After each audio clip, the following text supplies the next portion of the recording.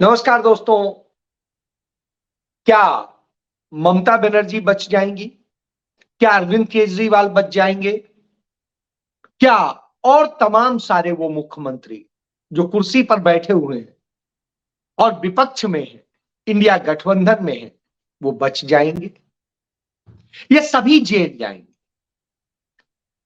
अब इसका जवाब पता नहीं क्या हो। क्या राहुल गांधी जो कहते हैं वही सत्य होता है? और क्या राहुल गांधी की सत्यता से ही डरकर नरेंद्र मोदी इस तरह से सब फांसीवादी नीतियां अपना रहे हैं और वो इसीलिए उनकी पार्टी और वो सब राहुल गांधी पर हमला बोलते हैं? क्या ये सारी साजिश नरेंद्र मोदी की राहुल गांधी की भारत जोड़ो न्याय यात्रा को खत्म करने के लिए है? क्या नरेंद्र मोदी उद्धव ठाकरे को झुका लेंगे और उनकी पार्टी तोड़ देंगे? क्या है? इस चीज को समझने की जरूरत है।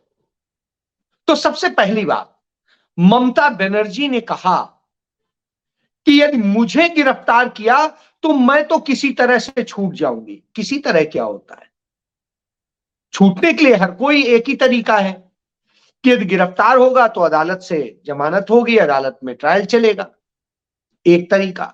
दूसरा तरीका यह है कि सरकार, उसमें नरेंद्र मोदी सरकार आप पर कृपा कर दे तो वो केस जो है इतना हल्का कर दिया जाए और ईडी आपकी गिरफ्तारी ना करे, या ईडी आपको गिरफ्तार यदि कर लेती है तो वो कह दे कि ठीक है, जमानत दे दीजिए, कोई फर्क नहीं पड़ता, मेरी पूछताछ हो गई।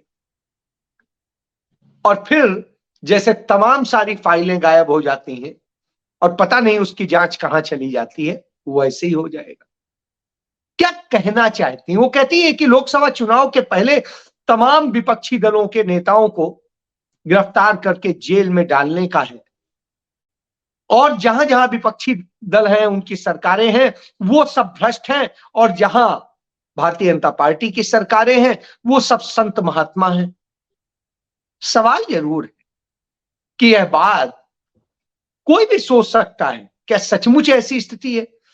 यदि आप भाजपा शासित राज्य में रहते हैं तो आप देखिए, क्या आपकी सरकार के दौरान भ्रष्टाचार नहीं हो रहा है, रिश्वत नहीं ली जा रही है, पुलिस वाला आपको कहता है अरे नहीं हम पैसा नहीं लेंगे, ईमानदारी से काम करेंगे, और तमाम सारी चीजें। मुझे आज भी याद है, नरेंद्र मोदी सरकार के विधि आयोग ने एक सिफारिश की और उस सिफारिश में उसने कहा कि यदि जायज काम होता है, उस काम के बदले पैसा लिया जाता है, तो उसे करप्शन नहीं माना जाना चाहिए, यानी भ्रष्टाचार नहीं माना जाना चाहिए। यानी आपके जायज काम की फाइल लटकाई जाएगी और आप परेशान होकर पैसा दे आएंगे तो कहा जाएगा नहीं नहीं ये भ्रष्टाचार तो नहीं।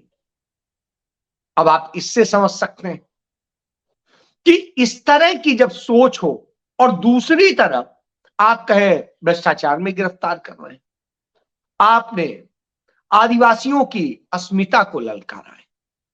आदिवासी अपने जल जमीन जंगल की लड़ाई सालों साल से लड़ता चला आ रहा है और तमाम हम सब जैसे तमाम सारे लोग जिनके पास कहीं से पैसा आता है, कुछ आता है, तो हम उनकी जमीन पे, उनके जंगल पे, उनके जल पर और उनके पर्यावरण पर कब्जा करते हैं, हमला करते हैं। कहीं पेड़ कटवाते हैं, कहीं वहां जमीन गलत तरीके से खरीदते हैं और उसके बाद में उसे रेगुलराइज करा लेते हैं, फिर कहीं कुछ और होता है।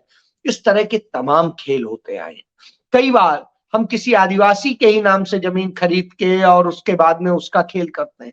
आदिवासियों के कोई ठेके पट्टे नहीं हुआ करते थे, वो जंगलों में रहते थे, ओरिजिनल वासी हैं वो लोग और वही वास्तव में मालिक। हम लोग जो भी हैं सब चाहे जहां से आए हों या यहीं के हों, हम मालिक नहीं थे, मालिक तो वही थे। हम आकर के उनके यहां इंटर किए और इसके बाद में उसी राज्य के मुख्यमंत्री पर यह आरोप लगाया जाता है कि वो 8.5 एकड़ जमीन गलत तरीके से अपने नाम कर लेता है और वो गड़बड़ करता है। हुजूर, इस आरोप में गिरफ्तारी हुई है। यदि ऐसा है तो इसका केस तो सिविल कोर्ट में चलना चाहिए। इसका ईडी से कोई मतलब नहीं है, क्योंकि इसमें धन शोधन तो है ही नहीं। लेकिन वो भी नहीं है, क्योंकि जिस जमीन को बताया जा रहा है वह जमीन किसकी है?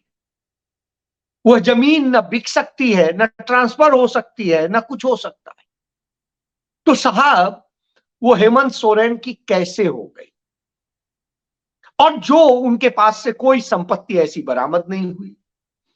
जो एसेट्स उनका आप बताते हैं कि उनका है, उसको वो खुद भी अपने अकाउंट में बताते हैं कि हाँ साहब ये मेरा है। यानी कोई चीज नंबर 2 की है ही नहीं, फिर भी आपने गिरफ्तार कर लिया।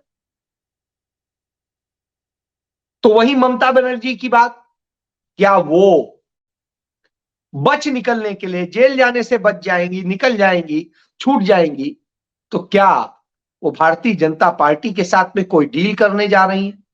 कुछ और स्थिति है? क्या वो भी डर गई हैं, या वो नीतीश कुमार की तरीके से पलटू राम बनने जा रही हैं? क्योंकि पहले भी वो भाजपा में रह चुकी हैं। तो ऐसी स्थिति में तमाम सवाल है। लेकिन हेमंत सोरेन ने साबित कर दिया कि वो वीर योद्धा है, वो डरने वालों में से नहीं। उन्हें काफी दिनों से उनको डील किया जा रहा था और उनसे कहा जा रहा था कि हम आपकी सरकार बनवा देंगे, आप ही को मुख्यमंत्री बनवा देंगे, आप साथ छोड़ दीजिए कांग्रेस का, राहुल गांधी का साथ छोड़ दीजिए। वो तैयार नहीं हुए, बिके नहीं, तो साहब जेल चले गए। लेकिन आज भी वो बिके नहीं है। उनके सारे एमएलए एक साथ खड़े हैं और साथी दलों के भी खड़े हैं, और सब लगातार कह रहे हैं। राज्यपाल को चिट्ठी दिए 18 घंटे हो गए कि चंपई सोरेन के पास में बहुमत है, और बहुमत बहुत ज्यादा है। भाजपा के पास में 32 का बहुमत है और उनके पास में टोटल 48 का बहुमत है। ऐसी स्थिति में भी उन्हें नहीं बुलाया जा रहा है। यदि कुछ भी कर लीजिए, ऐसी स्थिति में कोई और आधार तो बनता नहीं, और वहां सरकार बनाने की स्थिति में निश्चित रूप से झारखंड मुक्ति मोर्चा है, कांग्रेस है, आरजेडी है, और उनका गठबंधन मजबूत है और वो एक साथ खड़े हैं। सबसे एक बड़ी बात ये कि ये सब उसी समय क्यों होता है?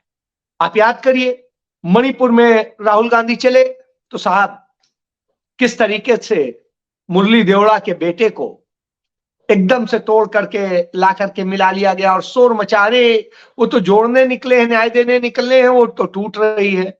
उसके बाद आगे निकले इसी तरीके से कुछ और कुछ और कुछ और करके जब असम आए तो असम के छोटे छोटे लीडर्स को तोड़ के अपने यहाँ मिला लिया और वहां पर शोर मचाया। देखिए वो तो टूट रही है, वो आए हैं यहाँ जोड़ने, फिर उनपे एफआईआर दर्ज कर ली, कभी परमिशन नहीं दी, कभी कोई और बाधा पैदा की, उससे आगे बढ़े। वो जैसे बिहार में इंटर होने को थे, नीतीश कुमार टूट के चले गए। उसके बाद में लालू और उनके बेटे तेजस्वी को ईडी रोज रोज बुलाता रहा, जिससे वो शामिल नहीं हो सके। चलिए, इसके बावजूद जनता हर जगह उनके साथ खड़ी थी, कि राहुल गांधी के पीछे आ रही थी, उनकी जय जयकार कर रही थी। और उसके बाद उन्होंने कोशिश की तो ममता बनर्जी ने, किस तरह से याद होगा, पश्चिम बंगाल में जिस दिन एंट्री होनी थी यात्रा की, उसी दिन के एक दिन पहले ही कहा कि नहीं, हम कोई गठबंधन नहीं करेंगे, कुछ नहीं करेंगे। और राहुल गांधी की यात्रा फिर दबी और उसी को हाईलाइट किया गया। उसके बाद में अब फिर जिस तरह की स्थितियां हैं, फिर ममता बनर्जी बोल रही हैं कि हाँ, इंडिया गठबंधन से जो है हमारा सीटों का कोई वो नहीं, तालमेल हो रहा है, और इस तरह की बातें हैं। लेकिन इंडिया गठबंधन में बने रहेंगे, तो मतलब फिर ये कौन सा बने रहेंगे और क्या करेंगे? चलिए, वो भी सही। अब कल जब राहुल गांधी को अपनी भारत जोड़ो यात्रा के साथ में झारखंड में प्रवेश करना है, तो उसके पहले वहां के मुख्यमंत्री को जेल में डाल दिया जाता है, तमाम सारे राजनीतिक संकट पैदा कर दिए जाते हैं, और पिछले 24 घंटे से यहां सरकार नहीं है। खुद मुख्यमंत्री पद के जो दावेदार हैं, जो विधायक दल के नेता हैं चंपई, उन्होंने चिट्ठी लिखी राज्यपाल को कि पिछले 18 घंटे से राज्य में कोई सरकार नहीं, न तो राष्ट्रपति शासन है, न ही मुख्यमंत्री का शासन। ऐसी स्थिति में न ही कोई कार्यवाहक मुख्यमंत्री, ऐसी स्थिति में ये तो जंगल राज से भी बुरी चीज हो गई। जंगल में भी एक राज चलता है, चाहे कबीले का चले, चाहे किसी चीज का चले, मुखिया का चले, लेकिन यहां तो उससे भी बुरी स्थिति। क्यों? जब चुनी हुई लोकप्रिय सरकार है तो उसे आप क्यों नहीं बुला रहे? जब आप बिहार में 15 मिनट में बुला लेते हैं नीतीश कुमार को दोबारा, तो यहां 18 घंटे बाद भी नहीं बुला रहे। तो ये सवाल जायज। और हेमंत सोरेन ने जाते जाते कहा, उस शिबू सोरेन के बेटे लड़ना जानते हैं और जीतना भी जानते हैं, तो लड़ेंगे भी, जीतेंगे भी, हार नहीं मानेंगे, घुटने नहीं टेकेंगे। तो ऐसी स्थिति में आप समझ सकते हैं ये इंडिया गठबंधन को इतना मजबूत कर रहा है, जो भी उसके साथ खड़े, और जो नहीं है या जो छद्म है, उन सबको आप समझ सकते हैं। तो जनता उनका सबक देखा है, क्योंकि राहुल गांधी को पश्चिम बंगाल में भी वो समर्थन मिला जिसकी उम्मीद नहीं थी, जबकि टीएमसी के लोग उनके साथ नहीं आए। उसके बाद यह हालत, तो आप समझिए इस तरह की स्थिति है। चलिए, जब ये हालात हो और राहुल गांधी का कल झारखंड आगमन हो रहा हो, तो निश्चित रूप से आप ये जान लीजिए, भले ही विधायक रहे न रहे, मंत्री रहे न रहे, सरकार रहे न रहे, राहुल गांधी का प्रभाव देखने को मिलेगा। और मुझे लगता है अब सबसे ज्यादा जो जोर होगा वो वहीं होगा। लेकिन भारतीय जनता पार्टी दूसरी तरफ अपनी तोड़ फोड़ की जो अपनी उसकी नीति है, लोकतंत्र को खत्म करने की नीति है, जंगल राज कायम करने की नीति है, उस पर काम कर रही, क्योंकि तमाम उसके चहेते पूंजीपतियों का हक मर रहा था। और हक वो कैसा था? वो हक नहीं था, अवैध हक था। वो कब्जा करना चाहते हैं जल जमीन जंगल पे, उनके धंधे हैं, इसलिए सब। चलिए, अब इसके बाद आते हैं, इसी धंधे पे ही आते हैं। राहुल गांधी ने 2016 में कहा था पेटीएम मतलब पे टू मोदी, और पे टू मोदी का मतलब है पेटीएम।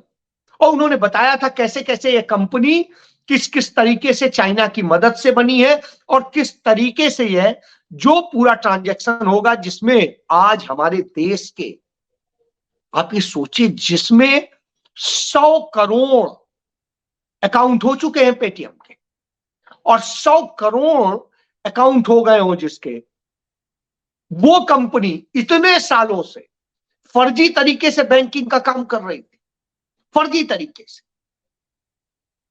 और यह बात मैं नहीं कह रहा हूं, राहुल गांधी ने तो पहले ही दिन 2016 में कह दी थी, जब नरेंद्र मोदी ने इसका उद्घाटन किया था और नरेंद्र मोदी का विज्ञापन छपा था, नरेंद्र मोदी इसका विज्ञापन कर रहे थे, तब राहुल गांधी ने बताया था कि कैसे कैसे इसका जो कमीशन है वो नरेंद्र मोदी और विदेशी कंपनियों के जेब में जाएगा। कुछ चुनी हुई 4-5 कंपनियां हैं, वो कमाएंगी, उनकी जेब में जाएगा। आज वही स्थिति है। आरबीआई ने अब 2024 में चिट्ठी जारी की है और कहा ये तो बैंकिंग थी नहीं, और इसलिए 29 फरवरी के बाद इससे कोई ऐसा ट्रांजैक्शन नहीं हो सके। अब आप इससे समझ सकते हैं कि किस तरीके से यह फ्रॉड किया गया। आपको याद होगा जब कोविड आया था, तब भी राहुल गांधी ने कहा था, राहुल गांधी ने जनवरी महीने में कह दिया था कि कोविड आया है और इस तरीके से कितना बड़ा खतरा है। तब भाजपा के लोग उन पे टूट पड़े थे। जब वो पेटीएम पे बोले थे तब टूट पड़े थे, और जब उन्होंने इस देश की इकोनॉमी को लेकर के कहा था तब टूट पड़े थे। याद करिए, इस देश में बेरोजगारी को लेकर के जब उन्होंने 2020 में ही कहा था, जनवरी महीने में, कि बेरोजगारी की स्थिति क्या हो गई और कैसे आने वाले वक्त में और बुरी हो जाएगी, और हमने आपने सबने देखा। आज करोड़ों करोड़ युवा हर जगह जहां से राहुल गांधी निकल रहे हैं वो बेरोजगार मिल रहे हैं। तमाम सारे लोग उसका अपना दर्द बयां कर रहे हैं। किसानों की हालत बद से बदतर है और बहुत सारे लोग, लेकिन सरकार नहीं सुनने को तैयार। नोटबंदी से किस तरीके से बर्बादी हुई, जो तमाम सारे लोग खुश हो रहे थे, उन्हें पता है आज कि उसके कारण उद्योग धंधे बर्बाद हुए और चंद पूंजीपतियों को छोड़ के, कुछ दलालों को छोड़ के किसी को फायदा नहीं हुआ। और अंततः आज व्यापार धंधा सब कुछ बर्बाद है। और डिजिटल के नाम पे जिस तरीके से व्यवसाय को एक कुछ कंपनियों के हाथ में सौंप दिया गया, कुछ अमेरिकन कंपनियां, चाहे अमेजॉन हो, फ्लिपकार्ट हो, इस तरह से तमाम विदेशी कंपनियों के हाथ में सब कुछ सौंप दिया गया और वो सारा कुछ कर रहे हैं। और स्थिति ये है, हमारी चीज हमें बेची जा रही है और कमीशन जा रहा है किसी और को, लाभ कोई और कमा रहा है, वो विदेशों में जा रहा है। ये नरेंद्र मोदी ने किया है। यह हालत हो गई है इस देश में कि जिस तरीके से काम किया है उससे देश के लोगों का पैसा लूटा गया। इन सब स्थितियों में आज जब बजट पेश किया निर्मला सीतारमण ने, जो वित्त मंत्री है नरेंद्र मोदी सरकार की, और नरेंद्र मोदी सरकार का ये आखिरी बजट है, ये अंतरिम बजट जब उन्होंने प्रस्तुत किया तो उसमें सबसे ज्यादा उन्होंने पैसा दिया डिफेंस को। और डिफेंस में भी किस चीज के लिए? खरीद के लिए। यानी डिफेंस की डील होंगी, पैसे आएंगे, उनसे चुनाव के लिए पूरा आराम से खर्च होगा। तो आप समझ सकते हैं कि इसके लिए इतना पैसा दिया गया। और वहीं उसका 1/4 भी नहीं दिया गया कृषि को, कृषि के पूरे सारे कल्याण को लेकर कोई पैसा नहीं, 1/4 भी नहीं दिया गया। आप इससे समझ सकते हैं कि कितना बुरी स्थिति आ गई। जबकि कोविड के दौरान याद करिए, देश की इकोनॉमी को एग्रीकल्चर सेक्टर नहीं बचाया था, कृषि सेक्टर नहीं बचाया था, हमारे किसान, हमारे खेतों ने बचाया था। आज उन्हें बर्बाद करने के लिए उनके लिए पैसा नहीं है, पूंजीपतियों के लिए पैसा है। यह बात इस बजट में भी उन्होंने साबित कर दी, जो बात राहुल गांधी बार बार कहते हैं। श्रमिकों के लिए पैसा नहीं है, यह भी साबित हो गया।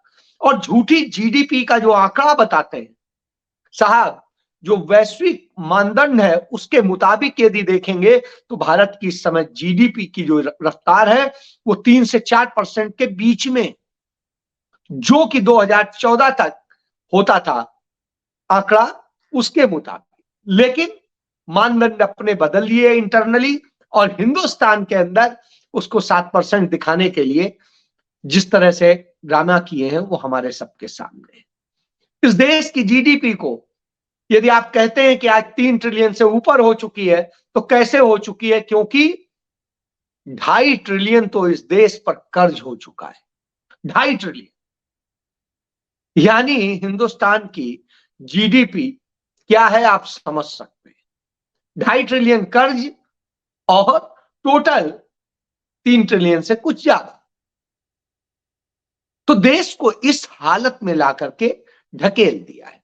चलिए, इसके बाद में हम जब और चीजों पे आते हैं तो एक बहुत बड़ा एक आंकड़ा आया है कि हिंदुस्तान भ्रष्टाचार में बिल्कुल धंस चुका है, दुनिया के भ्रष्टतम देशों में से शामिल हो गया है।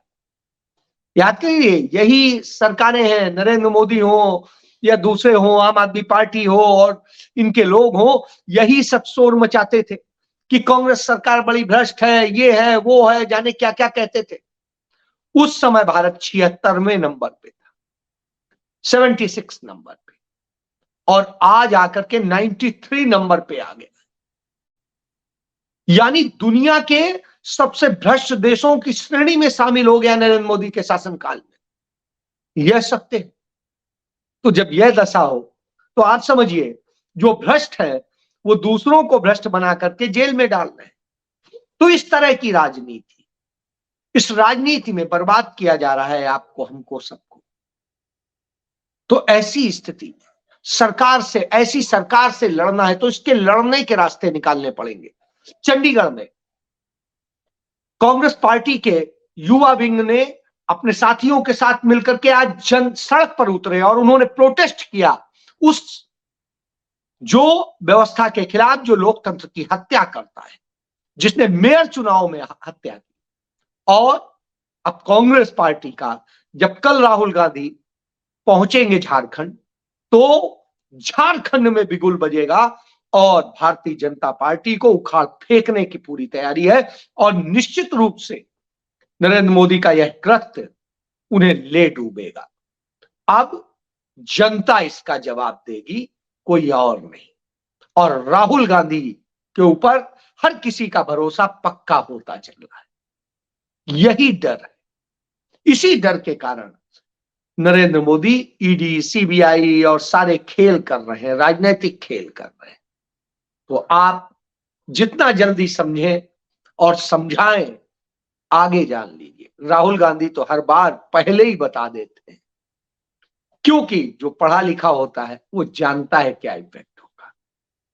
और जो फर्जी डिग्रीधारी होते हैं उनके बारे में कुछ कहूंगा नहीं, वो सिर्फ परीक्षा पर चर्चा करते हैं, क्योंकि उन्होंने कभी परीक्षा दी ही नहीं। जय